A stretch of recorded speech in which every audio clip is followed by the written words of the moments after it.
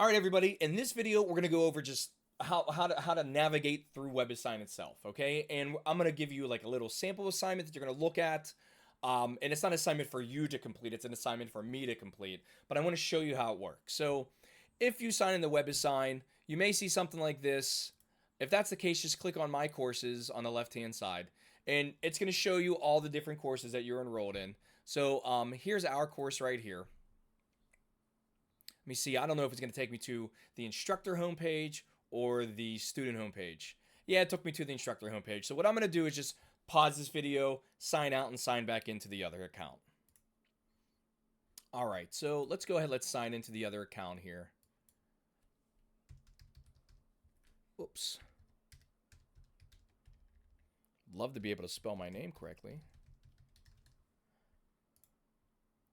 All right, and we'll do the password.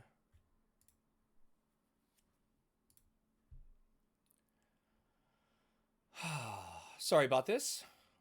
We'll all live though. All right. So here's what you're looking at. All right.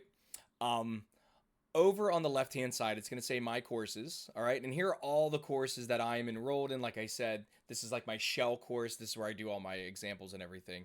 So I'm going to go ahead and click on our class right here, which is, it says temporary access, because remember, that's what I wanted. I didn't purchase anything yet.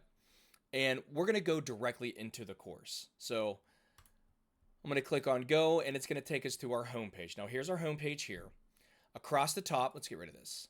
Across the top is going to be home, my assignments, grades, communication, calendar, and my ebooks. Now, the reason why I said you do not have to purchase a physical textbook is because within WebAssign, it actually has a version of our text here. So if you just clicked on my ebooks here, it's going to give you a list of all the books, all right? Or like here's our book right here, okay? Or if you just scroll down the lower right-hand corner, here's our book here as well. So let's go ahead. Let's look at the book real fast. I'm not going to really dive down into it too much. I mean, it's just a textbook, all right? But what's really nice is there are a lot of like animations and videos and stuff. Now, I make all my own lecture videos, which you're going to see later on, okay? But there are also lecture videos within the book. I found that the book's videos are very bland, boring, and they always happen to find the most monotone person to give these lecture videos. I don't get it at all. But anyways, so let's look at the substitution rule real quick. And as you progress through the reading of the textbook and everything, which if you are not reading the textbook, this course is going to be extremely difficult, all right? My lecture videos, I think, are excellent, but there are still little things within the text that you have to remember, all right? So let's see here. So like I said, here's a video right here of the substitution rule. Here are worked out examples and everything. And then at the end of every section, so let me go ahead and find it real quick. Hold on. We'll get one more page. There are always going to be homework problems, all right? The answers are just the answers. They're not worked out solutions, okay? So there's all these little things like this that can help you with it and everything like that, okay? Back into WebAssign, all right? The assignments are going to appear right here, all right? Now, there are no assignments for this class, so let's go into my shell class, okay? All right, so here's my shell class, and as you can see here, we have tons of homework assignments here. These are not the assignments for our class at all. Don't worry about it. These are just all of the things that I've gone ahead and looked at and set up for us later, and I pick and choose what I want us to do, all right? So the first one I want to go over, or the first homework assignment here is right here. It's the Math 202 sample assignment. So we're just going to click on this right here, and I'm just going to navigate us through here. Across the top is the name of the assignment. In parentheses is the category that it falls into. So we're going to be having, or we will have homework, quizzes, tests, and then a final exam. All right? Anything that's labeled practice within these parentheses, within the grouping symbols here, will not count towards your grade at all. It's just practice. You don't have to do it if you don't want to. The next thing is print the assignment. Now, this, you've got to be careful with it for two reasons. Number one, okay, the first reason is if you print the assignment, it may be like 40 pages because it prints every single question real big. And if there's graphs and everything included, um, even though there may be only like 13 or 14 questions, it ends up being so many pages because of the graphs and everything. So be careful if you want to print the assignment. And also, if you print the assignment and close the homework and then you come back to the homework, those questions actually changed. And the reason is a lot of your numbers that there's going to be using or that WebAssign uses is randomly generated. So, your homework assignment not only differs from the time that you access it, but it also differs from everybody else's. So please be careful if you print the assignment. I don't recommend printing it. If you like doing, if you want, just write down the problems on a piece of paper one by one, and then you can do it that way. Next is going to be the total score. All right. Obviously, I have a 0% on this homework assignment because I haven't done anything yet. To the right is the due date, okay, and the request extension. So this is an online course. You are going to be doing this at your own pace. I have deadlines established, and that way it keeps us on track for everything, okay? But in the event that, maybe you got sick or something like that, or a loved one got sick and you had to like kind of help out a lot more around the house and you forgot, oh my gosh, I forgot to do this homework assignment, just go ahead and request an extension. I will show you how to do it right now. So we're going to click on request extension. This little window pops up here. You just tell me the day. So we'll request it for the 19th. You don't have to worry about time. I will always make the time 11:59 p.m. like I always do that. And then if you want to, you can give me a reason. All right. And then just go ahead and click submit. And you get the request confirmation. Don't worry, I automatically get it. And when I sign on to WebAssign, I will look at messages and I will see, oh, okay, you requested an extension for the homework. And I give it to you. I've never said no. The only time that I say no to a requested extension is on like a quiz or an exam. And that's because I want to understand like, well, why was it missed? And then we can go ahead and make the appropriate makeup test or something like that. Okay. And basically what it boils down to is I got to make up a new exam, which isn't difficult for me at all. Because if you are late to take the test, then you can already see the answers. So I just do a completely new test for you. Okay. Back onto this. So there's going to be directions here, details, stuff like that. If you want to click on the details, technically you only have 100 attempts per question. I'll be honest with you. If you are attempting the homework question more than, let's say, 10 times, that means you really don't understand what's happening, and you have to reach out to me to figure out like where the disconnect is. And how do you reach out to me? On the right hand side where it says ask your teacher, this is where you could do this. In fact, there are two. You have your own notes, and then you have ask your teacher. So if you clicked on ask your teacher, you could say something like, I'm having trouble with this. I forget right angle geometry. And that's it.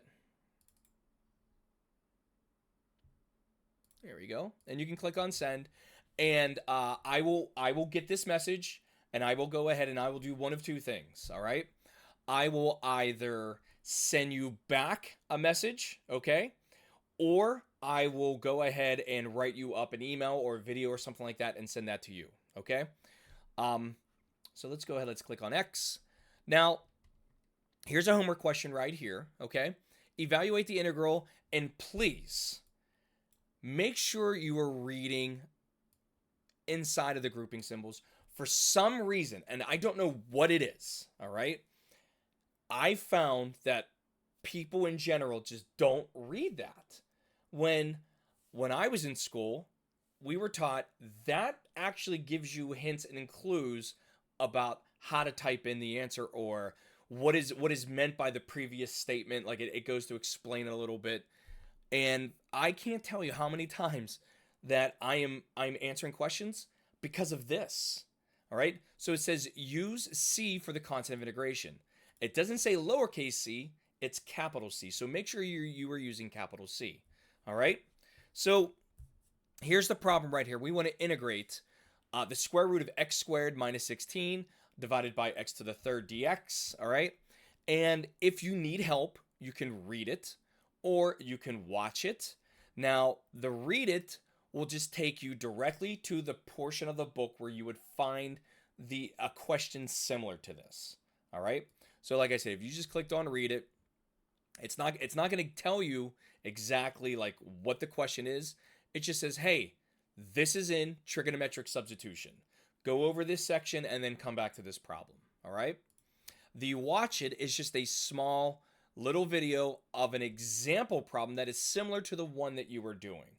So clearly the watch it would be more beneficial for this specific problem, but the read it actually tells you, or it takes you to the book where you're supposed to learn the techniques involved. All right. The key to studying mathematics, regardless of the class, is not to memorize problems. It's to understand the definition and the technique involved and apply it to something that you've never seen before. Okay? But I'm going to go ahead and I'm going to start typing in the answer. And as soon as I go ahead and click on this answer box, notice the calc pad on the right-hand side appears. Now, what's really nice about this is if you write your answer correctly, you can type it in the exact same way. All right? 10 years ago, this was not available. When I was in undergrad, even in graduate school, this was not available. We literally had to type it in using braces, brackets, parentheses. Our fractions, no joke, were like 3/4. I mean, it was terrible. And the hardest part about using online learning tools back in the day, and still today, but back in the day, was just inputting information. Now it's much easier, okay? So I'm just going to go ahead and I'm going to type in the answer for this. So first it's going to be 1/6. All right, so notice the fraction's 1/6. And there is a shortcut for typing in fractions as well. If you look at your keyboard, so like here, I have a keyboard right here. It's going to be kind of hard to focus in on this. But right here, let me get my finger there first. Right here, where the question is, that slash. All right, there it is right there. That's a better angle. There we go. That slash is the actual fraction button. So if you hit that slash, a fraction pops up. So it's going to be 1/6. Then to move the cursor out of the denominator back up into like the inline display for the answer, you just hit the right arrow button. Then it's going to be the inverse secant. Okay. So I'm going to come down to trig and just click on the inverse secant. It automatically pops up the argument, which is going to be x over 3. We're going to close that parenthesis, minus. Then we need another fraction here.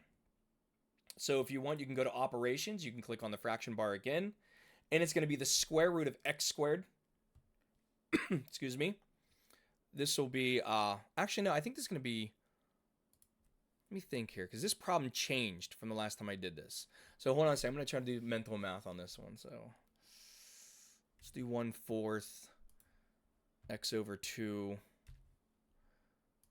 All right, I think this is going to be right. Well, we're going to find out if we're going to know real fast if I'm not right. So let's do the square root. So we got a square root here. All right, so I'll put a 2 there. X squared minus 4 all over, and this is the one that's going to bug me here. This is the one I can't do. Plus C. So this is either going to be a 2 or it's a 1. I can't remember. Anyways, let's submit answer. Let's see what happens. All right, so it's definitely wrong somewhere. Maybe this is inverse tangent. I don't know if it'll let me just change it like this. Nope, of course not. That's okay. Oh wait, I don't know. Submit the answer one more time because I'm trying to do this mentally. I'd have to really write this down. Yeah. Doesn't matter to me. What really matters to me is we know how to input our answers. Okay? Let's see. Is there anything else in the homework I want us to look at? I don't think so. All right? Grades. important. All of our grades are going to be here, all right? The breakdown in the grading scale will be in the syllabus, but I can give you a rough idea of what it is right now. All right, so I'm back. Sorry, I had to pause the video. Here's the breakdown of your grades. Homework is going to be 20%. Chapter exams are 40%. Quizzes 15%. Final exam 25%. I use the following grading scale: 90 to 100 is an A. Technically, it's like 89.5 is an A because I always round up stuff like that. 80 to 89 is a B, and so forth. Standard scale. I'm pretty sure you're all aware of that. But with all that being said, that's basically it for on how to use WebAssign. Like I said, the most important thing I think is, and I'm going to come back to this assignment, is just to know how to input answers. Okay, that's the most important thing. And then on the right hand side, the calc pad. So operations, functions, symbols, relations, sets. We're not going to be doing a lot with sets at all in this class. We're definitely not doing anything with vectors. We're going to be doing a lot with trig though. Okay. I don't think Greek either. I don't think we're going to be using any Greek letters. We used a lot of them in stats, but not in here. All right. So with that being said, I hope this helped. Remember, input answers, request extension, and where to find the information. See you in the next video.